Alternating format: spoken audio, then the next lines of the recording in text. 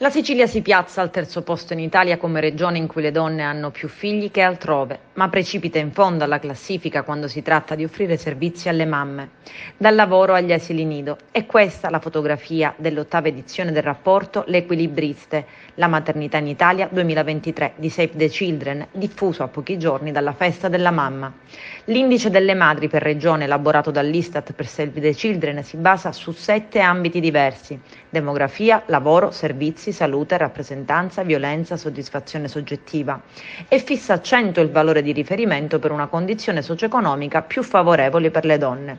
Sotto questo numero invece la condizione per le mamme diventa svantaggiosa, ed ecco che la Sicilia si colloca con 88,7 al 19° posto dell'indice generale nella classifica delle regioni più o meno amiche delle mamme, seguita soltanto dalla Basilicata con 84,3 e dalla Campania con 87,7.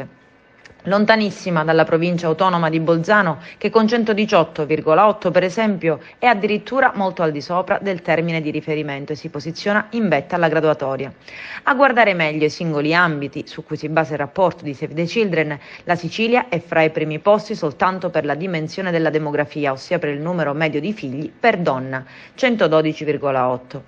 Preceduta soltanto dalla provincia autonoma di Bolzano, che registra 138,5, da quella di Trento 114,5, rispettivamente al primo e al secondo posto.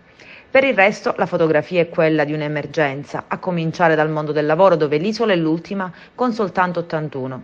In Sicilia dunque per le donne è difficile trovare un lavoro e soprattutto mantenerlo dopo la nascita di un figlio e non subire riduzioni di orario non volontarie. Maglia nera anche sul fronte dei servizi, con appena 75,6. Ultima regione quindi per asili nido, mense scolastiche e tempo pieno. Servizi diretti ai bambini e quindi indispensabili per una mamma che voglia o abbia la necessità di trovare un lavoro per vivere. E si scende ancora in 18ª posizione se si guarda alla dimensione della salute, che riguarda la mortalità infantile nel primo anno di vita e il numero dei consultori attivi per abitante.